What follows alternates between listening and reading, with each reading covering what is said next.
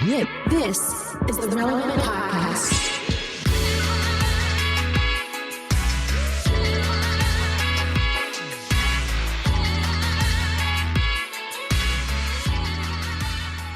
It's episode 1238.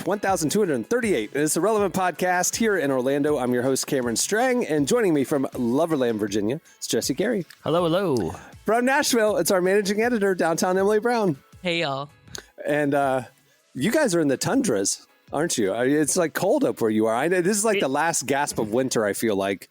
Down here, it was a lovely, sunny 78 degrees yesterday. We were outside in the water, but I've empathy for you guys and your coldness. It's actually delightful out now, though we did have a couple days of snow, which a 3-day snow window is about where you want it. Because it's on the spectrum of, do I actually need to shovel the driveway or not? You know, like more than 3 days, you got to be out there with the shovel. 3 days, like, it's probably going to melt almost tomorrow, so I'm not going out there to do it. You know, I'm a 3-day anything cold trips. Like if I go up north during the winter, which we like to do, go to New York at Christmas time, go skiing, 3 days. That's it. Yeah. After 3 days, I got it. After that, I'm just cold. And I want to go back to 70. So what is your guys' skiing take? Because I have a lot of friends this year. They're doing ski trips, right? And we've kind of got the soft invite. Hey, you guys should come. And I have pretty strong feelings about skiing and snowboarding. Why? Well, in high school, I went twice, and that's the only times I've went. And one, I got a concussion the first run. And two, my buddy dislocated his shoulder. And it just seems like there's a lot of injuries, a lot of driving, a lot of like gear you got to be accountable to. It's expensive. It's expensive. And I don't like having to keep track of a lot of things. I frequently lose my phone, my keys, my wallet. It happens all the time. I lose things. Snowboarding, it just seems all kinds of gear. There's boots and clamps and poles. They got the little straps, but still, if I'm going in to eat somewhere, then there's like the tags for the lift thing. If I'm going in and I'm like, because here's what I learned during snow days. If you walked into my garage at any point, it was just a pile of different people's stuff that were coming in and out of my house, right? Everyone just sheds their layers and their boots and their gloves and just piles all over the garage. That would seem like a nightmare for me with skiing. I think I'm out on the whole thing. I just think I'm a hard no on winter vacations. Really? See, I think because being a Floridian, even though my parents, we lived very modestly growing up, we would always do a winter vacation. We would go skiing. I mean, we always went to Breckenridge, Colorado. Earlier in like when I was younger, and money was a little tighter, we would drive up to North Carolina. We'd ski near Boone, North Carolina, and those mountains. And then when they got a little bit more money, we'd start going out to Colorado every year. But here's the problem. I started going when all there was skiing. And snowboarding became super cool like a few years after I learned how to ski. And I didn't jump on the first wave of it. And then now I'm the guy who's the dork on skis and all my friends are on snowboards out looking all cool. And I'm like, I don't know how to snowboard. What happened to those ski skates that came out for a while? They were trying to make those a thing. They were like very short. Somebody was trying to popularize these at one point. They were like the rollerblades of skiing. They were very short skis, and I don't think you use poles. I think it was just kind of you know what I'm saying? Like I guess. Like a roller. I think this sounds like something you made up. No. Somebody tried to make these a thing, and they didn't catch on. But why would you just do shorter skis? Skis are the length they are for a reason, to glide over the snow. If they're shorter, you're just going to go into the snow. Because I think for doing tricks and stuff, I think, you know. But my whole point is this.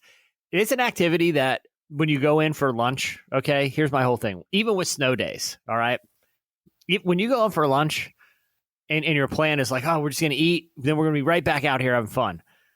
And then you look at that pile of wet, cold clothes in the garage and you're like, I got to put all that. I think I'm just done for the day. I think we're good. Like, I feel like on a ski trip, I would come in for lunch and be like, nah, guys, this is going to be quite the production. I think I'm just going to hang by the fire and, chill out here. I've heard about families that like go to Disney and they like, they're there they want to maximize their day. And so they're there at like 6:30 in the morning, they're rope dropping, they're, hitting it hard. And then, they want to stay till like midnight, but they have kids usually. So I just recently learned that a normal thing for tourists is to go to Disney and then midday go back to your hotel for a nap and then go back to Disney. And I was like, I would never go back. I would just be like, that was a great 4 hours we just had. I'm relaxed now. Let's enjoy the hotel. You know what I mean? I'm with you, Jesse.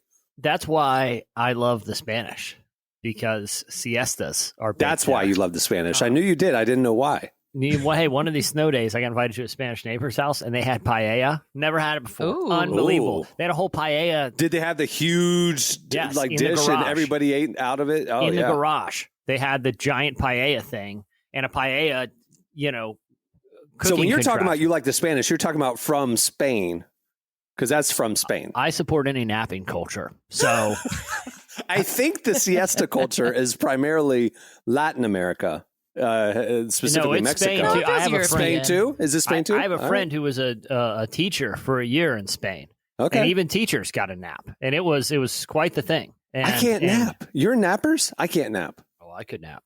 I could nap. No. anytime. My problem is I can't like nap in a way that then you go back to work. Like if I'm so tired I need to sleep in the middle of the day, like after church, Yeah. I'm waking up and it's dark. Like I can't. You're like, napping too long. That's the That's thing. the problem. I can't like I do a 4-hour nap or no nap at all. Well, I there's a can't. thing called an alarm. You should consider it. Why would you set alarms if you're just on a relaxing afternoon? I don't have anything else to do. I'll just keep sleeping. If you got to get back up and do things, you set an alarm. Yeah. Well, then why would I fall asleep if I have things to do? Oh my god. Have you guys heard of an astronaut nap? No. Is that like the 10-minute thing? naps? No, it's like 20. I just learned about this. You know who was talking about it, and this is how I Astronauts? went down. An No, astronaut. The Weekend, Oh. the artist. He said that he's a big thing into astronaut naps, and I thought he was making it up because The Weekend, let's face it, it's kind of gone off the rails here. You know, like I would take a lot of what he says with a grain of salt. We just don't know what trajectory that guy's on right now. But he said he's gotten into astronaut nap because it's 26 minutes, no more, no less, and it's like NASA has taught astronauts how to fall asleep within 6 minutes. Sleep for 26 minutes, right? So it's 32 total, 6 to fall asleep. And you wake up and it's a total recharge of the brain. I didn't really dig deep into the methodology of what The Weekend, why he went down this rabbit hole. But if you Google astronaut nap, he's not lying. He didn't make it up. There's a whole article on NASA, on the NASA website about this. Okay. They're up there just napping, eating ice cream left and right. I mean, like, this is The a pretty dream good job. life they have up there. Yeah. I got it. Here's a curious thing. Why aren't they napping longer? What are you doing up there? Like once you're up there, Yeah. I mean, it's like, oh, we made it. You know, it's a long ride home. Float So- around for a couple of days. Yeah, See, you it can't seems get like- fired in space. Like, what are they going to do? Make you come home? Like, you can just chill up there. At some point, you did the experiments. You know, when you hear these astronauts up at the International Space Station for like a year, you know, or like 3 years sometimes, or however long, like it's like some random cosmonaut who they left up there for a while, and we sent a couple, and they just got to hang out for like a year and a half up there. What are they doing every day? I mean, I understand they got some research here and there, but that's a long time for a year. Occasional maintenance, maybe spacewalk once a week, and just give the old thing a tune up. I'm not going to recommend it again, but For All Mankind answers this question for you What are they because doing all day? they're living up there on a lunar base. They're bored and then going crazy. That's what's going So on. why are they only napping for 26 minutes? That's the question. Yeah, kill some time is what we're saying. Yeah, why are you waking them up? Let them just sleep this thing off. I mean, How do you fall Anyway. asleep in 6 minutes? That's the thing. Is like I think that's the other part of the nap issue for me is like I could be tired, lay down. I'm not falling asleep right away. So like it could be 30, 45 minutes before I'm actually out and then I got to get right back up. It's like, well, he's on the cover of Complex right now, and he cites a study from NASA where he discusses this in depth. From what I can tell in the coverage of this cover story, it seems to be the entirety of the focus. I think he has some more music or film projects coming out, but they seem mostly interested in these astronauts. he has a new album that just came out. That's I'm sure what the cover story is attached to. he also has a movie. They took it coming a out. different. They took it a different angle. Like I bet if you Google The Weekend right now, the lead is the most interesting thing we got in this interview was the nap thing. Like that's what I'm taking from this Complex cover. I think story. the interviewer was just really tired and is like, "Tell me more about these naps and how I can implement them." Well, it's okay. Let's be real. It's probably the interviewer's like, "Oh my goodness, you just released a chart-topping album. You have a new movie. How do you juggle all these projects? You've got to be the busiest man in entertainment. Well, let me Naps. tell you the secret, the astronaut nap. Well, okay, hold on. This is on complex.com. This is how they're promoting their new cover story with The Weeknd. Right. It's literally about astronaut naps. I haven't read the cover story. Maybe I will now because no shade on The Weeknd or Complex. He's just not someone that interests me to dive into a 5,000 word piece with. But this whole napping thing seems pretty revolutionary. I would have not even known about this concept had they not dedicated the entire cover story of the magazine to it. Think about it. Your lunch hour, you get 30 minutes to go to Taco Bell and back. You got 30 minutes to sleep it off. Done. Mm-hmm. And you're back. All I need is 26, you know? So you got 34 of Taco Bell, 26 of napping. I mean, it's really the perfect system. I don't think NASA developed it specifically for Taco Bell, but we can't rule that out. Maybe what you do is you go get the Taco Bell, then sleep for 26 minutes, wake up with like 10 left, eat the Taco Bell. You're back at it. Can we go ahead and get The Weeknd on the pod and only ask him exclusively about napping? It seems like he'd be down. I mean, Yeah. It seems like most of the press is kind of circling that right now. You know, I don't know what that says about the quality of the album, but it was pretty good. It's if you like Super Bowl pop hit, mega hit Weekend, not for you. Yeah. If you like Trilogy and the stuff he was doing with OVO before he got huge, yeah, you'll like it. It's that vibe a lot. And no hits. It's just that kind of early vibe, which is kind of what people, when he became Super Bowl Weekend, lamented. Like, where's the Weekend? That was cool. But I heard this is his last album as The Weeknd. Like, he made an announcement. This is it. The Weeknd is done with this album. And he'll maybe continue to make music or other projects, but it'll be under his given name, not The Weeknd. I heard. Is this like Childish Gambino? Well, usually when an artist does something like this, it's because the label owns that name, i.e. Prince. Prince changed his name to a symbol to get out of a label contract. Sure. So it's probably that. That'd be my guess. So I heard he's got a new gig at Tempur-Pedic.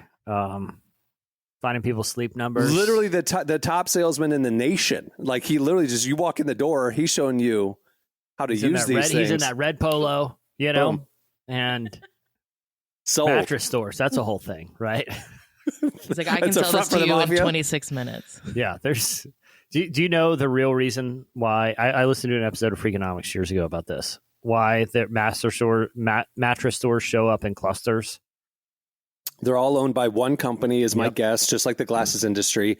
And by having them near each other, you go shop around, you think you're getting the best deal, but you're just buying from the same company. Exactly. So instead of doing one mega mattress store, they'll do 3 tiny mattress stores in the same region. Yeah. Because mattresses is one of those items that people only usually buy when they get married or they move.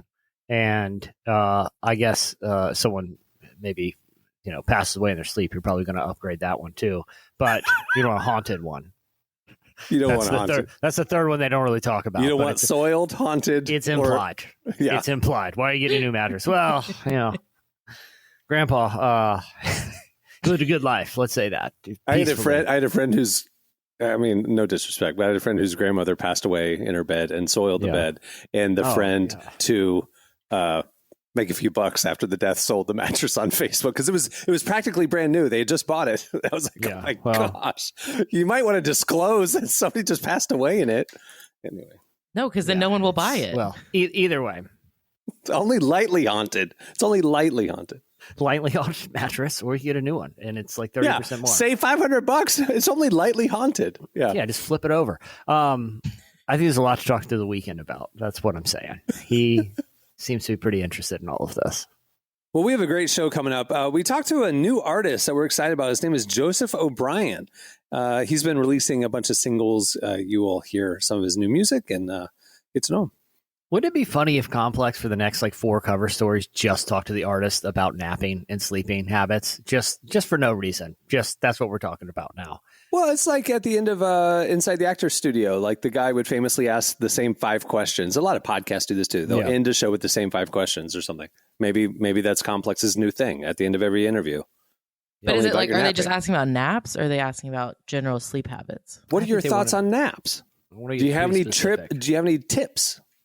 Yeah. Have you read any interesting, I don't know, NASA studies that deal with the topic? We'd love to hear about them. Okay, before we wrap up, Ariana Grande, just wondering, do you have any nap tips for our readers? Any nap tips? It's time for our favorite part of the interview, which will comprise of most of it, nap tips. And the clock is running 2 hours now. Let's go. All right, Channing Tatum, tell us your nap tips. All right, stay tuned. After this break, it's Slices. Today's podcast is brought to you in part by Mercy Ships. Globally, 5 billion people lack access to surgical care. In sub-Saharan Africa, there's only one surgeon for every 200,000 people. Mercy Ships provides free, life-transforming surgeries for people who have little to no access to medical care. They help the blind see, straighten twisted limbs, remove deadly tumors, treat cleft conditions, and so much more. With state-of-the-art hospital ships, they provide safe surgery to children and adults living with treatable conditions, and it's completely free of charge. They do all this work with an all-volunteer crew of professionals who donate their time and talents. Surgeons, stewards, nurses, engineers, and more make the world a better place. Your donation today provides free, safe surgeries to people in desperate need of help. All gifts are matched, so please donate today at mercyships.org/relevant. Today's podcast is brought to you in part by Tim Tebow's book, Look Again. Have you ever wondered what would change if you truly believed you were infinitely valuable to God? In his New York Times bestselling book, Look Again, Tim Tebow reveals the powerful truth that when we learn to see the image of God in every person, including those we struggle to love, everything changes. Tebow shares incredible stories from his work with people the world often overlooks, and it will challenge you to stand up to the lies, rediscover the worth that everyone has, and impact the world for good. Find Look Again by Tim Tebow, available now wherever books are sold. Okay, it's time for Slices. So, Jesse, I just got to let you know, Emily and I prepared for this a little bit. So you're going to do your slice. She's going to bring 3 micro slices. She's going to rapid fire some slices. She doesn't have a full slice. She has a bunch of little slices. So just be prepared for that, just so you know. But we'll start off with you. What do you have? All right. I'm very excited about this one. I've been thinking about it quite a bit. There is a new viral sensation in Chicago, and it is a beaver who lives in the Chicago River. And, WGN is very excited about this. They've been covering this beaver's presence because I guess there's not a lot of beavers in them parts. And people are excited. Like in downtown? Yes. Okay, but beavers live usually are in creeks and smaller rivers, so they can dam it up. The Chicago River is a major thoroughfare with boats all the time. How would a beaver? What's a beaver doing there? That's a good question. That's what Urban River, the foundation, wants to know. They've been releasing pictures of this beaver to social media, and Chicagoans are just loving it. It's kind of a little bit of a mystery. They think the beaver might be pregnant. They don't know if it's plump or if it's pregnant, about to give birth to a bunch of Chicago. And you beavers. Cannot ask it. You are not allowed to ask it. Yeah. So. Yeah. Good point. You don't want to. That's not going to end well. Fun fact about beavers. I think you're wrong about that, though. I think beavers can be anywhere. When I was a kid one time, where I lived in like a normal suburban neighborhood, right? Not that rural. And it rained for like 2 days straight, and the whole neighborhood flooded. Like, I'm talking, you could get canoes out in the street. And what they found was the storm drains that were supposed to drain all the water away to like retention ponds were beaver dams down there. And no one had ever seen a beaver, but the beavers had dammed it all up. So they'll find places to build their dams, even if it's underground. But you lived on Chesapeake Bay. You live on saltwater. That's true. No, what I'm saying, but saltwater. There aren't saltwater beavers.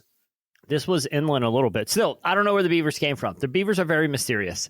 That's why this is a big story, because one showed up in Chicago. But we're burying the lead here. I'll be honest, no one really cares about the ecology of beavers. We want to talk about funny beaver stuff, okay? People can do their own research. I'm a big supporter of that these days on where beavers do and don't live. But the important part is people in Chicago are getting excited about this beaver. He's making the local news all the time. They got these little cameras set up, and when the beaver makes an appearance, they put a picture up, and it's just very thrilling.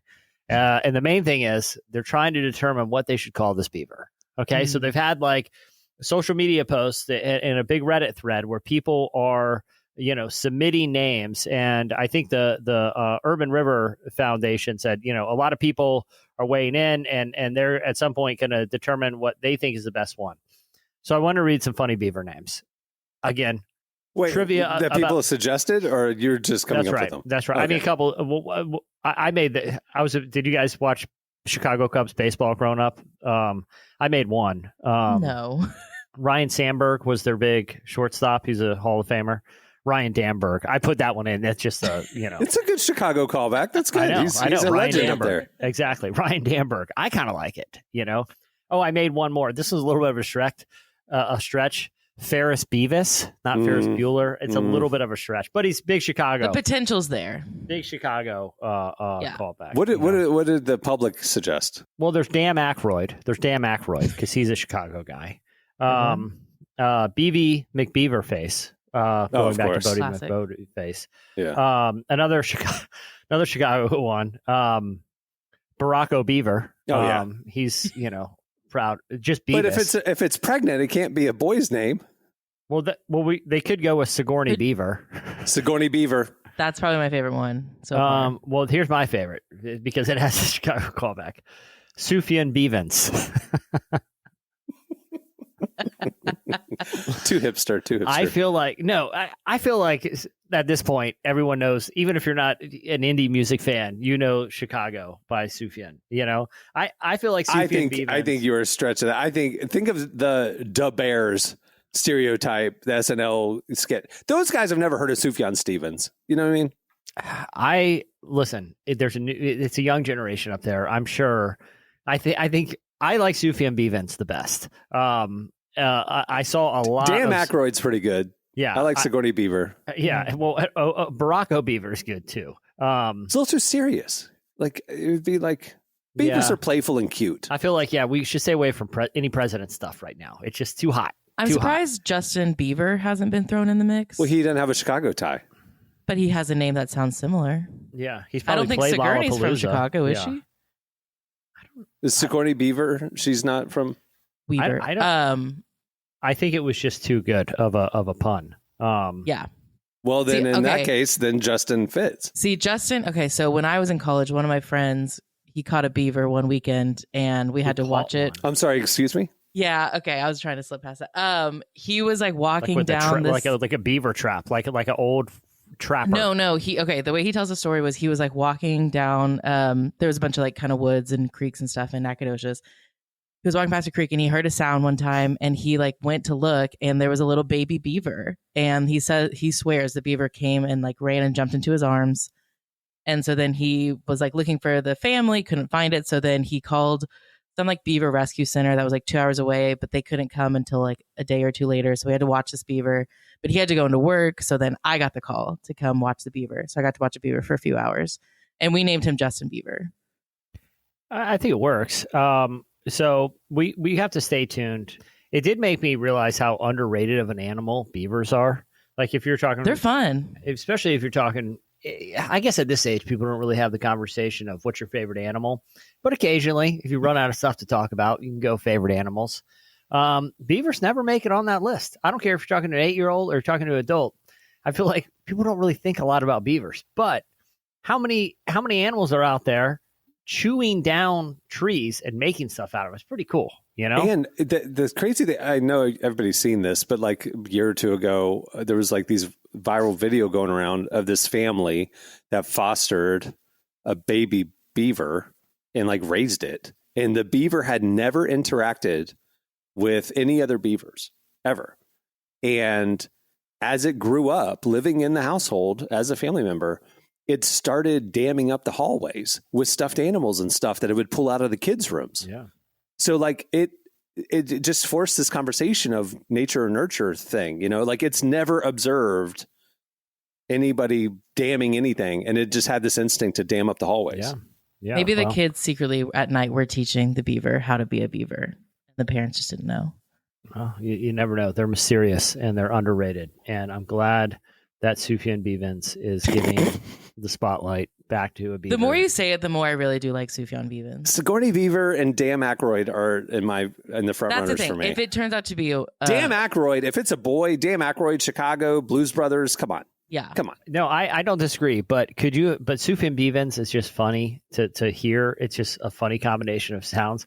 And could you imagine the unfortunate night? I don't know what the lifespan of a beaver is, but listen, we're living in the real world here. At some night, some solemn Chicago news anchor is going to have to break the news to the city that our beloved Sufjan Stevens has died. And I'm not wishing Like Lil harm. Sebastian. I'm just saying circle of life here, right? It's going to be funnier to have them read an obituary for Sufjan Stevens. Dan Aykroyd's pretty good. Plus, Dan Aykroyd, you get the Christian cheat code of you can cuss without cussing. Oh, Because like when I lived in Nashville, I drove by the J. Percy Priest Dam every day, like if I was on the interstate. And every time I went by, like there's this huge sign. It said J. Percy Priest, and the next line said Dam. And every time I went by, I go, J. Percy Priest, damn, every time. Because as a Christian who doesn't cuss, I thought it was really funny that I could just read the sign. And it sounded dirty. Or if you're late for work because there's like a backup on the bridge, you could call in and go, "Why are you late? Damn traffic!" Ah, No, literally. That's good. No, literally. Yeah, damn traffic. Yeah. Damn traffic. There was a lot of beavers that caused some damn traffic. It's like that news blooper clip of there was this pig that for some reason lost the use of its hind legs. It's like this little pig. And they made this little wheel contraption where he could use his front legs and wheel around, Yeah, I've seen it. And the news anchor, is reading it, and they show a picture. And when they put the pig's name up and he has to read it, he just starts laughing uncontrollably. And they named the pig Chris P. Bacon. And when you see him, when he's reading it, he doesn't realize. But when he says Chris P. Bacon, and you just see the tears welling up. There's nothing better than a funny, cute animal name, especially if it's juxtaposition with somehow he's paralyzed from Gosh. like this is dark. And why are we laughing? That's why I'm not looking forward to the day that Sufjan Stevens dies. I'm just saying we all aware what happens in nature. I think it's be funny for someone to read the obituary. That's all. Do we think Sufjan would be like happy with a beaver being named after him? Sure. I think he'd be totally indifferent. He'd put it in his next stage show. He would bring it out. It would be whole themed around beavers. Like the Lion King, Circle of Life. All right, Emily, hit us up with your tripled slice. Yes. Starting off, or like keeping the theme of cute little animals on theme. Did you guys know that there's a radio station out there that is completely controlled by ducks? I was not aware of this. Where and how? So if you go to duckradio.com, this is a real radio station where ducks choose what station plays. They have, there's 6 ducks in a garden somewhere that can change the radio station as they please by pecking a sensor. It literally says this website is controlled by 6 ducks in my garden. The station changes whenever they peck the sensor. The last I checked, they were listening to some Spanish pop music. Are you on it right now? What are they listening to? Are bilingue. Oh, They're okay, they're listening sticking to with the new Spanish. Weekend album, and they're all asleep. They all fell asleep to it. Last changed 8 minutes ago. Yeah, this is a live feed of the DJ Ducks. Yeah. Earlier today, they were listening to MSNBC, so I think they were getting their weekend news update. Yeah. But those left-leaning ducks up there, listen to the counter narrative. Where are they? Like, where is this coming from? that's the thing. The website is so like what you're seeing is that's all the information you have, and I need to know who are these ducks? Where are they? Do they have a preference? Like, I need some data. Also, why are there 6 ducks in your garden? Like, can't they come and go? Like ducks, like move around. They don't stay in a garden unless you've clipped their wings, which is cruel.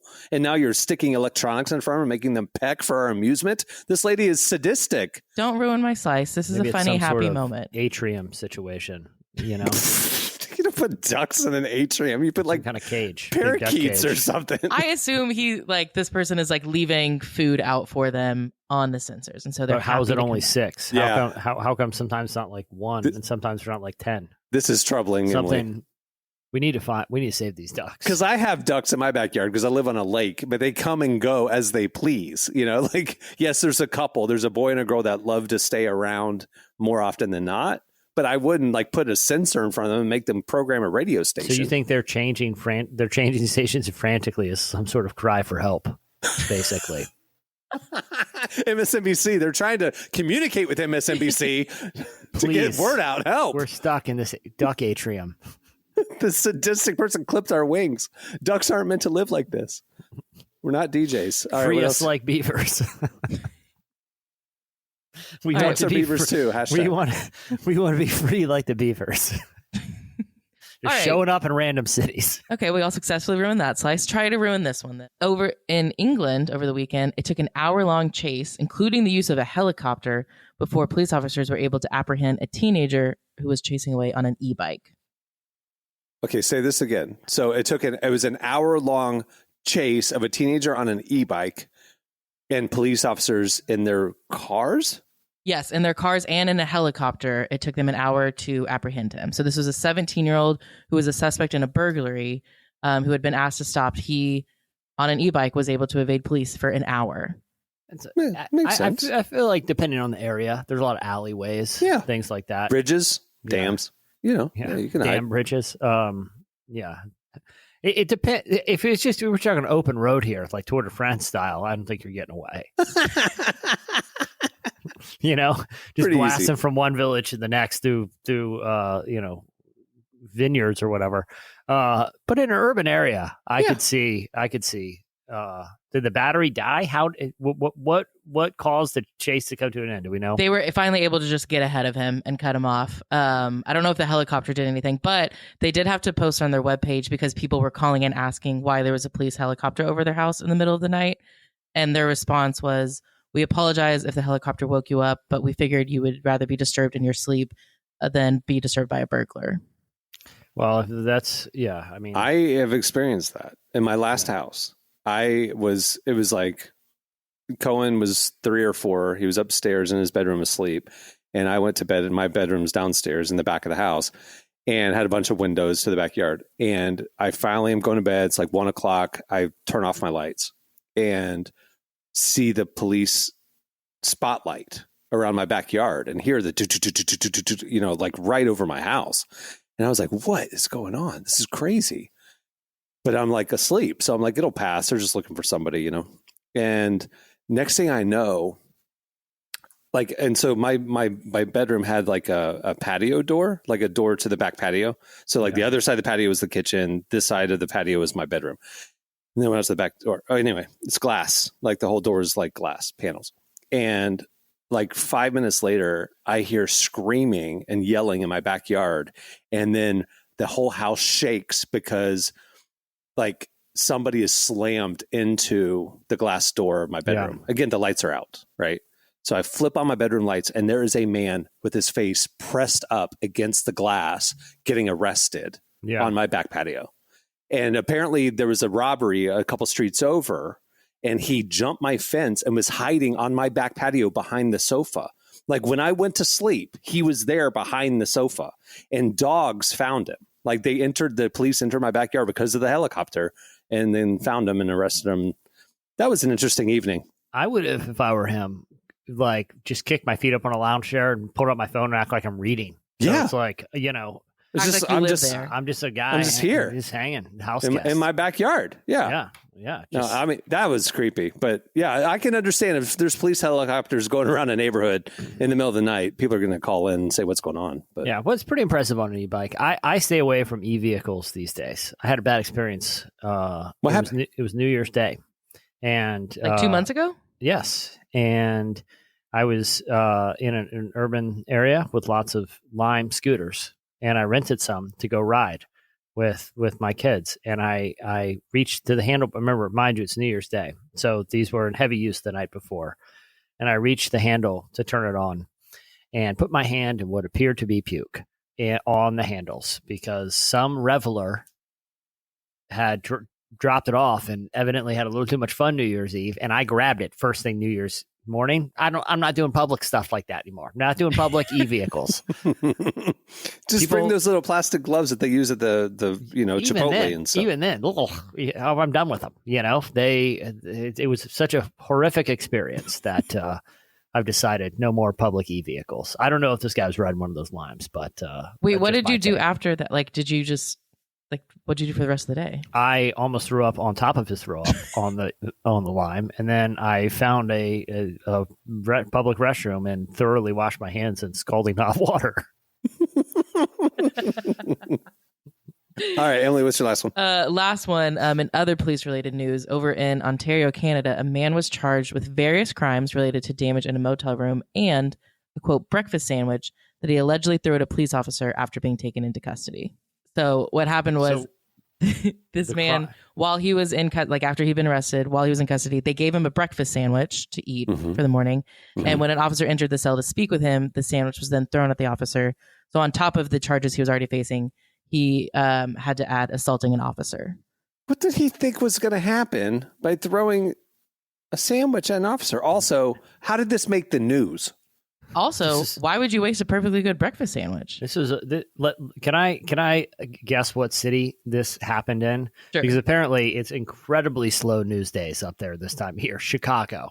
The biggest story in town is a single beaver showed up. Well, during the winter, everybody kind of shuts down. You know, I was like, this was in I'm... Canada, so it's definitely frozen up there. Yeah, there's literally nothing going on because nobody wants to be outside in negative 20-degree air. So there's like, oh, somebody threw a sandwich at an officer? Write it up. Front page. Beaver's in town? What? And that's why I did 3 mini slices, because there's a lot of little weird, quote unquote, news. There's literally nothing else going on in the world right now. Thankfully, there's a dearth of newsworthy events, and we all can just sleep soundly knowing that the world is tumbling forward with minor disturbances to major political or social systems, and we can just relish the small little news stories, right? Well, see, that was our hope, is like people have heard enough of those stories. You come here for the stories you haven't heard, you know? Yeah. And that is the rest of the story. That's right. Make sure to check out relevantmagazine.com every day, where we are covering stuff a little bit more substantive than that. All right. That'll do it for Slices. Stay tuned. Up next, it's Joseph O'Brien. Don't forget duckradio.com. That one really is something you should bookmark. They haven't updated in 17 minutes. They're still listening to our bilingue, so maybe they're not okay. I fear something may have happened to the ducks. Yeah, they're unresponsive now. Or they really love our bilingue, whatever that is. Or it's siesta time. 26 minutes. The clock is running. Oh, yeah, they put on. They read the big complex cover story, and they're trying this astronaut nap thing out. The Ducks heard about it on MSNBC this morning, and then that's how they're... Yeah, that's it. Today's podcast is brought to you in part by John Mark Comer's book, Garden City, a book that speaks to the tension we all feel between work, rest, and purpose. The New York Times bestselling author John Mark Comer takes us to the scriptures to identify what it really means to be human and flips the script on the idea that who you are matters, not what you do. He shows that God created us for meaningful work and meaningful rest. Both matter. This book helps you ask and answer the big questions. Does God care where I work? Is there a direction for my life? So you can discern God's heart for your calling, your rhythms, and the way His Spirit wants to shape every part of your life. If you're longing for purpose and a more grounded way to live, check out the new hardcover edition of Garden City wherever books are sold. Well, today's show is brought to you in part by the new book, God, the Science, the Evidence.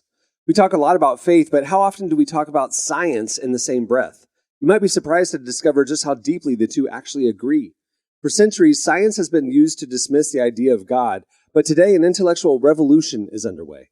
Modern discoveries in physics, cosmology, and biology are consistently revealing the same truth: creation isn't an accident. That profound reversal is what engineers Michel-Yves Bolloré and Olivier Bonassi investigate in their international bestseller, God, the Science, the Evidence. This book is a rigorous, evidence-based critique of materialism, inviting you to explore over a dozen scientific, philosophical, and historical domains. It shows that what was once seemed impossible, that science could point to a creator, is now supported by a vast and convergent body of evidence. With over 400,000 copies sold in Europe, this book is sparking a global debate. It's thoughtful, fascinating, and a powerful reminder that reason itself affirms the existence of God. Learn more and find out where you can purchase your copy today by visiting godthesciencetheevidence.com. Today's podcast is brought to you in part by Erwin McManus's book, The Barbarian Way. Some books don't just inspire you, they confront you. The Barbarian Way, now celebrating its 20th anniversary, is one of those books. If you felt the pull of God towards something deeper and wilder than the safe, predictable version of faith that we settle for, McManus reminds us that following Jesus was never meant to be tame. It's meant to awaken courage, passion, and purpose God placed inside us. He draws from the wild stories of Abel, Noah, Moses, Rahab, and others to remind us that following God wasn't meant to be tame. Safe faith isn't working. Step into the story God is writing for you. Choose passion, choose boldness, choose the barbarian way. Available now, wherever books are sold. Well, our guest today is Joseph O'Brien. He's a rising Christian artist who started out on America's Got Talent before signing with Goatee Records. He's been putting out a bunch of singles. You can go look him up on Apple and Spotify. And got a lot of music out recently. He's releasing more music this year. So we caught up with him to hear more about his musical journey, where he got his influence from, and most importantly, yes, Emily asked him about his stance on nap culture. Here's our conversation with Joseph O'Brien. It's something different. It's something different. It's something different. It's something different.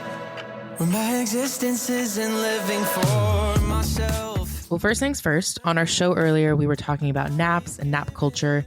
So I have to know where you stand. What is your stance on naps? I'm okay. There's two parts of me. One part of me is I've never been a nap taker. I just don't believe that they actually really help. I feel like anytime I wake up from a nap, like I'm just way more tired than I was before. But I've literally been reading this book that like says naps are so important just to be well rested. But I try to get as much sleep as I can. So I shoot for like 8 hours of sleep so I don't need a nap. But there are days where, you know, if I'm traveling and I only got 4 or 5 hours of sleep because of flights or something, like that's the only time I'll deem a nap acceptable. So it does happen, but it's pretty rare to catch me napping. Okay, so it's safe to say that you're anti-nap. I'm a little bit on the anti-nap culture. I hate to say it, but I'm not a big fan. Now that we've got that out of the way, we can go a little bit deeper, I guess. A lot of people know you from your time on America's Got Talent, but I want to know, when did you decide you were going to pursue music full time? I grew up in a musical household. My dad was a full-time musician. He was a part of a band called New Song, which I don't know if you've heard of New Song. You know, Arise, my love, or Sir, I Wanna Buy These Shoes. So I grew up with him, like just being in the Christian music industry, and I just loved what he did. I think I always gravitated towards performance. Like when I was in elementary school, I loved theater and I loved to just like be in choir, be on stage. So I definitely loved to be like the center of attention, I guess. But I think it was around like 11 that I started playing piano and just started like kind of tinkering with writing my own music. And it just was so life-giving. And I was writing Christian songs from even the moment that I wanted to write songs.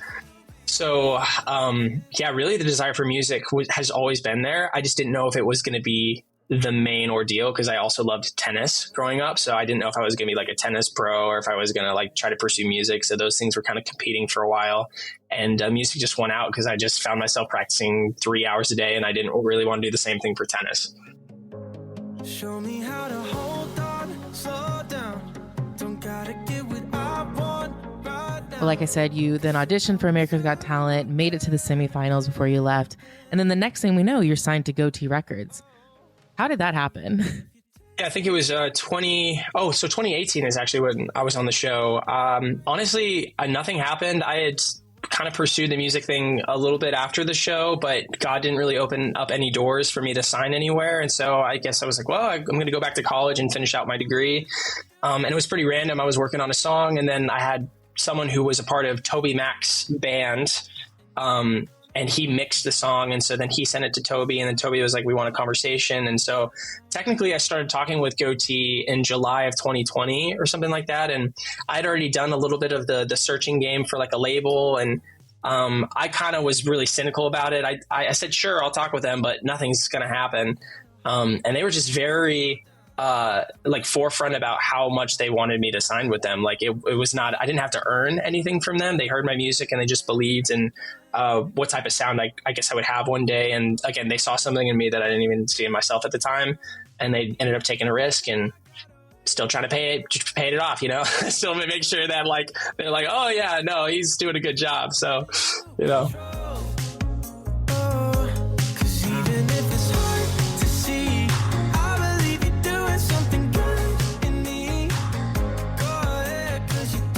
You mentioned that they loved your sound, and you do have a really fun sound. Where are you finding inspiration these days? Yeah, for a while. So the thing about like Christian music sometimes is we kind of have like a little bit of the Christian alternative of like a secular artist. And, you know, I would make videos about that too, just pointing it out. And everyone saw me as like Christian Lauv and Christian Laney. Like that was my lane.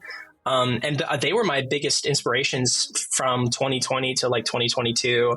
But I've kind of always been like all over the map. My favorite band of all time is Coldplay. Like I just love Coldplay. But also my favorite Christian band of all time is Relient K. And so like signing with Goatee Records, who like literally was the label that they were under, was probably one of the coolest things, just being a part of the same label that Relient K was under. But I just, I loved a lot of different stuff, but I was a pop punk, like I was a Christian pop punk kid through and through. So I listened to all that stuff. Owl City, I was a big Owl City fan. So I've had a lot of inspirations, but I would say currently I listen to a lot of like, I'm not gonna say rock, but I just love pop music. So pop music through and through, anything pop, anything hooky, catchy. But I had a little bit of an identity crisis recently because bedroom pop is just not the sound anymore, like Lauv and Laney. And so I had to try to figure out like where I was going to go with, new music and such. And there's nothing to show for it. I'm so lost when I'm searching camouflage. And what did you decide?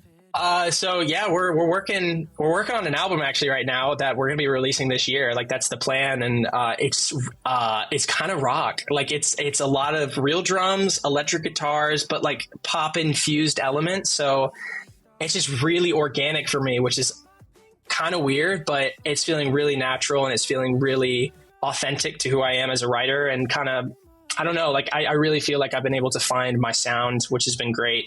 And I'm not just trying to like write stuff that's conformed to what other people think I should be, but yeah, so I'm pumped.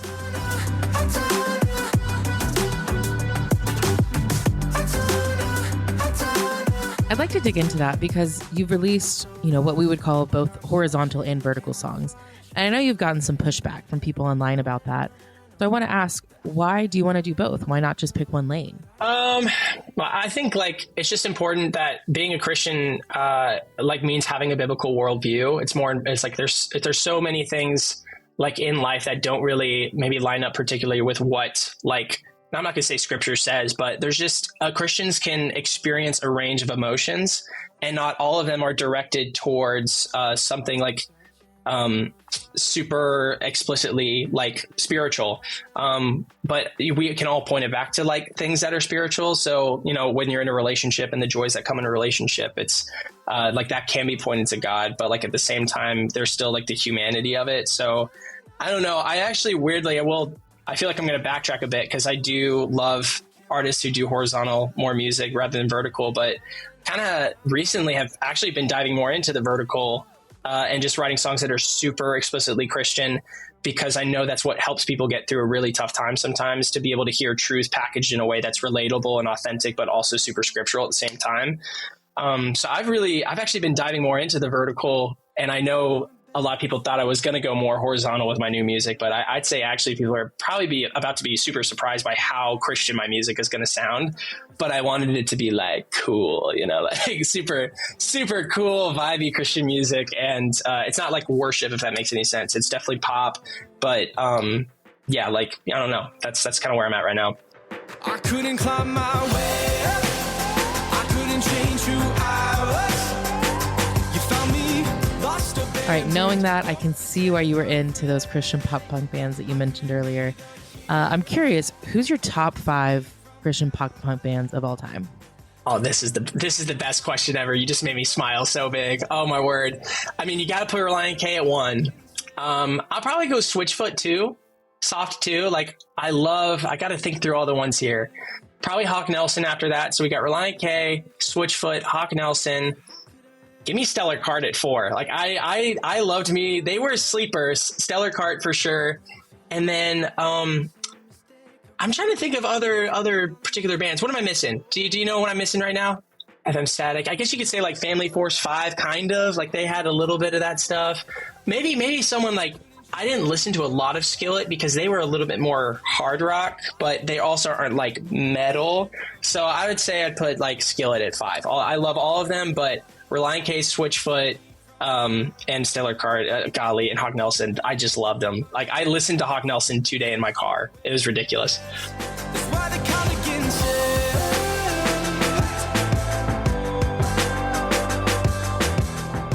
That was Joseph O'Brien. Make sure to check out his music on Spotify, Apple Music, or wherever you find your music these days. All right, stay tuned. Up next, it's your feedback. Well, today's podcast is brought to you in part by the new book, Confessions of a Christian Alcoholic. Author Jonathan Seidel knows firsthand how even believers can get stuck in shame and destructive habits, especially when it comes to one of society's biggest obsessions, alcohol. In Confessions of a Christian Alcoholic, he details his spiral into disordered drinking and shares the 4-step process he eventually used to break free. There's hope for alcoholics who become Christians and for Christians who become alcoholics. Find Confessions of a Christian Alcoholic wherever books are sold. What if you could change a child's life with just $10? Right now, thousands of vulnerable children in East Africa are suffering from jiggers. It's a painful, preventable parasite that burrows into their feet. Soul Hope is the only organization treating it through foot washing, medical care, and durable closed-toed shoes that protect kids long after treatment. $10 may not seem like much in today's world, but when we come together, those small gifts add up to big change. Join the 10 for 10 campaign. $10 protects 10 small toes. Visit soulhope.org/10 to give now. One small gift makes a big difference. Again, that's Soulhope, SOLE, hope.org/TEN. Okay, it's time for your feedback. Last week we got talking about kind of like 4th grade memories, and Emily was telling us about her 4th grade field trips to Cece's Pizza, the wonderful education system there in Texas, and also her mother's friend getting stampeded by a buffalo. So anyway, got us thinking about field trips. So we asked you what your wildest or most memorable field trip was. You hit us up on X at Relevant Podcast, and here's a few of our favorites. On a side note, the way you summarized the buffalo trip, for anyone listening to this who hadn't heard the story, the mom is fine. She lived. That stampeded by barely. She succumbed to the buffalo injuries. She was forever changed, but she did sold live. her mattress that afternoon. Only lightly haunted. It's brand new, lightly haunted. Yeah, you're saving a few bucks here. Not sure if this counts. Well, it certainly does. But my Girl Scout troop went to a police station once. It wasn't initially terrible, but they locked us in a cell and took pictures while the cell next to us actually had a lady that was arrested earlier. We heard a lot of curse words that day. I like that they took the Girl Scouts on like a little scared straight expedition, you know? Hopefully no one got a sandwich thrown at them. Did you see Cassie and Morris had almost a space camp situation, Jesse? Let's hear it. My 4th grade class in Indiana went to a NASA space simulation facility. We were all in different teams that had different jobs like medic, ground control, etc., which we know that's valid. Checks out. We learned each group's job duties. And at the end, we all had to put a set of numbers in the computer to save our crew's lives. I read the wrong numbers on the wrong page and almost unalived my whole crew. What I love about this story is this poor girl, was so traumatized in that moment of being embarrassed in front of the whole, 20 years later, still total recall about how horrible she felt in that moment, you know? Or you could just punch a bunch of numbers in at random and look back and laugh while your crew looks in horror because it's not real and it's camp and it's supposed to be fun, not stressful. Because that's how I felt about it. For those who don't know what he's talking about, Jesse and I went to space camp as adults a few years ago, and he did not take it seriously, much to the chagrin of the adults at the camp who were taking it seriously. After I demanded to be the leader. The captain. Literally, we all just got there. I'm not going to belabor the stories, but we all just got there. And literally nobody knows anybody, but me and Jesse know each other, obviously. And there's a briefing of kind of laying out what's going to happen over the next couple of days. And he's like, okay, well, before I assign roles, is there anybody who wants to volunteer to be the captain? And before he even finished the word captain, Jesse raises his hands and said, I will lead us. And all these people who really wanted to be the captain they couldn't get out fast enough. And and the guy's like, okay, you're the captain. The worst captain in space camp history, ladies and gentlemen. Or the best, depending on how you look at it and how amused you are by irritating space camp employees. Because if that's the kind of thing that you find fun, it was the best day ever. I don't think I realized that it was days. For some reason, I always thought Space Camp y'all were just there for like a day trip. It was 2 days. It was an overnight. Cameron wanted to like make the days last longer by doing extra activities. There was a bonus opportunity after the first day that in the evening, if you wanted to, you could do they had the weightless spacewalk simulators, and we did that and all that, but they had the actual water tank where you go down and scuba dive to like then do like the way the astronauts actually train is not in the weightless simulator. It's like in the tank, and like you could don the suit and go in the tank and do all the stuff. And it was like after dinner, come back. And Jesse and I are at dinner, and he's like, I don't want to go back. And I was like, but it's a once in a lifetime opportunity to be in the NASA tank. He's like, you can go back. I ain't going back. So we went to a movie. So yeah. What movie did you see? It's like a space movie, wasn't it? I think it was First Man. First Man, yeah. We thought, well, this fits. Well, we were out quite late the night before, and that is true. It was a fun trip. But okay, one not because guy, of Space Camp. Yeah. Carter, I remember the other thing too. I remember about that is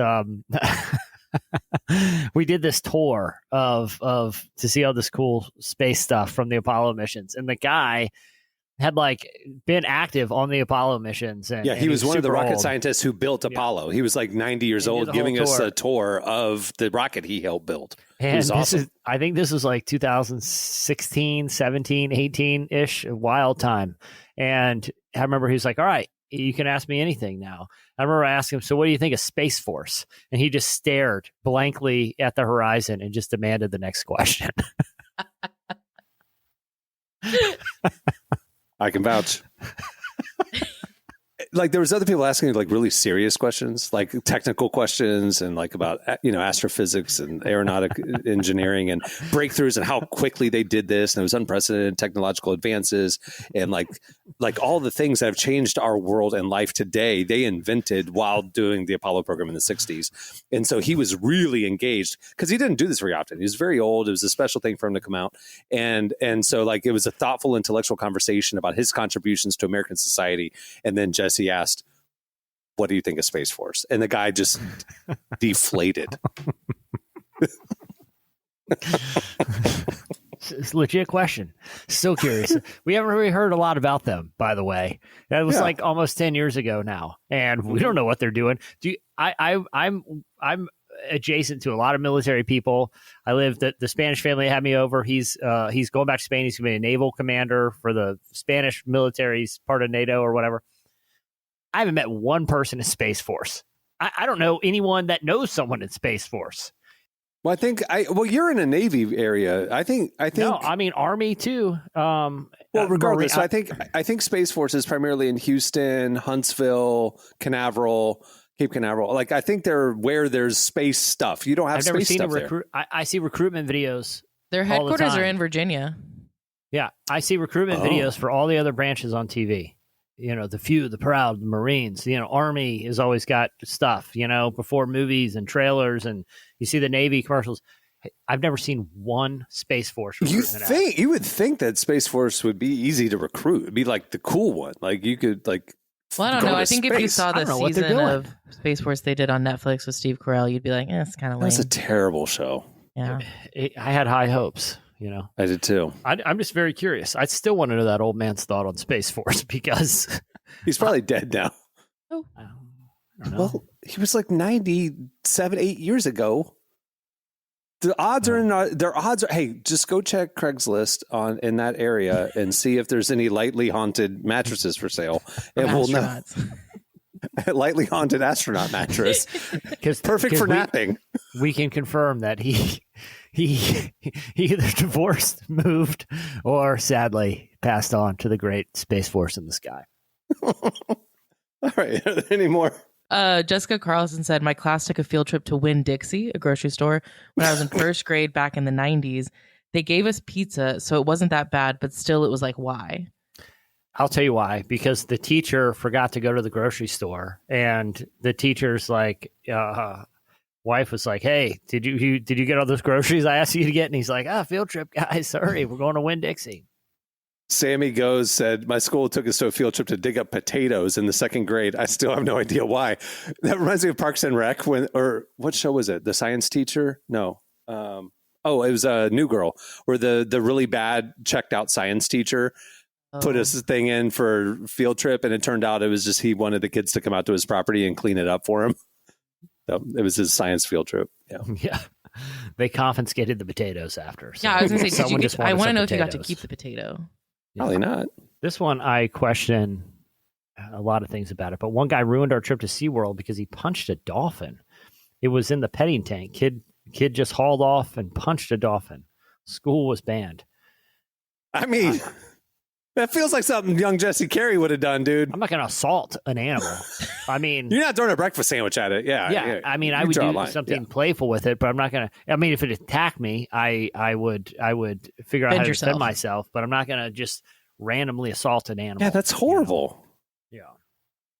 That kid is definitely in jail right now. Yeah. Oh yeah, he's he's throwing sandwiches at officers all the time. The signs were there.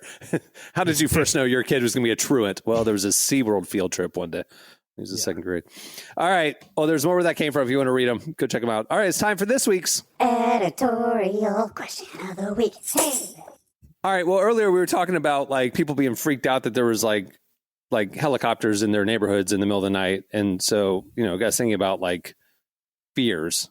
So we want to know this is totally a stretch. We want to know your most unfounded or irrational fear. Everybody has one, just that thing. You don't like it. Mine is now using publicly available e-vehicles for obvious reasons. See, that one isn't irrational, though. Yeah, that's not irrational. Yeah, well, yeah, hey, true. Well, either way, I'm done with that experience. But yeah, never. Always afraid of. Here's the reason I'm not afraid of beavers, because I'm afraid of most rodents, like terrified, even though I know they're very small and can't really hurt me. And I think it's the fleshy tails that have always just, I can't deal with it. Maybe that's why I like beavers, because they have that big waffle tail, I love a good rodent. I know they're like really gross, but no. Wait, you love rodents? I had like hamsters growing up, and like, I don't know, they just don't freak me out. You would love my neighborhood. There's rats and squirrels everywhere. Yeah, I don't deal with those, So I want to hear other people's irrational fear to make me not feel as much of an outsider, because of just the thought of a rodent causes my blood pressure to rise, and I won't go near an e-vehicle without a hazmat suit now. So what if you saw a rodent on an e-bike? Like, what would you do? Especially one that's nauseous. That would be a terrible. nauseous rat just sitting on an e-bike. Jesse, God has not given us a spirit of fear, but power, love, and a sound mind. I'm just saying. Well, we need to get in the Word. I'm not saying these are good things. I'm just saying the other one, big haunted mattress guy. Don't do used mattress, because I don't know what happened, what transpired on that mattress. I'll just go with the new one, Little update, 34 minutes later, Arbalinge still. The Ducks are just jamming out to Arbalinge. I don't know what that is, but 34 minutes. They weren't even listening to MSNBC that long. Oh, They turned it off quickly. They're blasting through this astronaut nap. They've missed their window. They're heading toward a Cameron Strang nap in this situation. Yeah. They've turned the corner. It's tough. Yeah. Once you miss that off ramp, I mean, you're in for the day. I mean, you're down. The day's over. Yeah. All right. Well, hit us up on X at Relevant Podcast. Tell us your irrational fear and maybe your origin story of why it's your irrational fear. Like Jesse has a clear origin story for his e-bike fear. So tell us your origin story as well. We'll read our favorites on next week's show. Many thanks to Joseph O'Brien for joining us today. Make sure to check out his music on Spotify, Apple Music, wherever you get your music. I'm an Apple Music guy. It's lossless. It sounds better. I know you playlist people or Spotify people, but he's on all of them. Go check him out and be watching out for his new music coming up this year. Also, make sure to check out issue 116 of Relevant. We have Nate Bargatze on the cover, Connor Price, Jackie O'Perry, Aiden King, Gallant, and a lot more. You can read it for free. Just click the magazine tab right there at relevantmagazine.com. Share the content. It's pretty good. Your friends might like it. Put it in your story. Help us out. Help them out. Maybe they find Jesus. Look at that. Win-win. All right, on that note, we'll wrap it. I'm Cameron Strang. I'm Jesse Carey. I'm Emily Brown.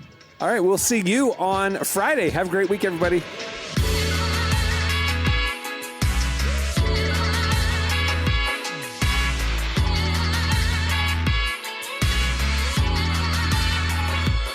Thanks for listening to the Relevant Podcast. Check out our features, interviews, and news updates every day at relevantmagazine.com. And make sure to follow Relevant on Facebook, Twitter, and Instagram for the latest. For more great podcasts, browse the shows on the Relevant Podcast Network, which you can find at our site. And while you're there, don't miss the all-new era of Relevant Magazine. A new issue releases every other month at relevantmagazine.com.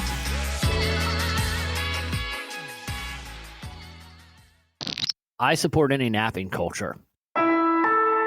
Relevant Podcast Network.